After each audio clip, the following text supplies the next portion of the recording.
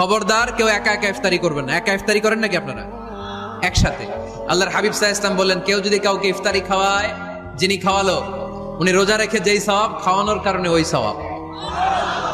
সাহাবারা বললেন, ইয়া রাসূলুল্লাহ, ইফতারি খাওয়ানোর মতো পয়সা তো আমাদের নাই। আল্লাহর হাবিব সাল্লাল্লাহু আলাইহি ওয়াসাল্লাম বললেন, ওয়ালাউ বি শারবাতিমা, যদি এক ঢোক পানি দিয়েও ইফতারি খাওয়া তবেও এই সওয়াব পাওয়া যাবে।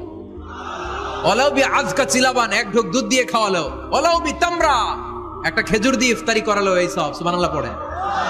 দুই ভাই ইফতারি করতে বসছেন, আপনার প্লেট থেকে একটা পেঁয়াজু আপনার ভাইয়ের প্লেটে দিলেন, আপনার ভাই একটা খেজুর আপনার প্লেটে দিল, দুইজনের ইফতারি খাওয়ানোর সওয়াব হয়ে গেছে।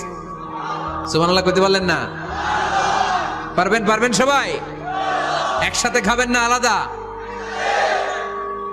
আল্লাহর হাবিব সাল্লাল্লাহু আলাইহি ওয়াসাল্লাম খেতে বসলে কখনো খাবারের বদনাম করতেন না। সহিহ বুখারীর হাদিস, মা আবা রাসূলুল্লাহ সাল্লাল্লাহু আলাইহি ওয়াসাল্লাম তুআমান কত্তু, কখনো খাবারের বদনাম করেন নাই।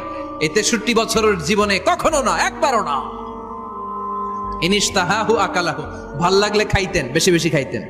ওয়া ইন কারিহাহু তারাকা, ভালো না লাগলে রেখে দিতেন, ওটার দিকে তাকাতেন না। কিন্তু কখনো বলেন নাই লবণ বেশি হয়েছে, কখনো বলেন নাই ঝাল বেশি হয়েছে, এগুলো বললেন না। বলবেন?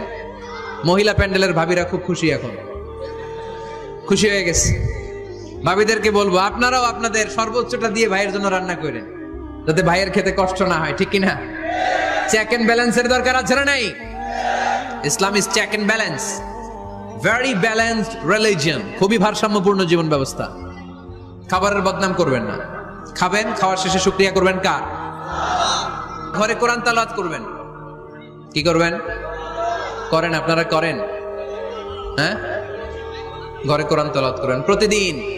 ফজরের পরে প্রতিটা পরিবার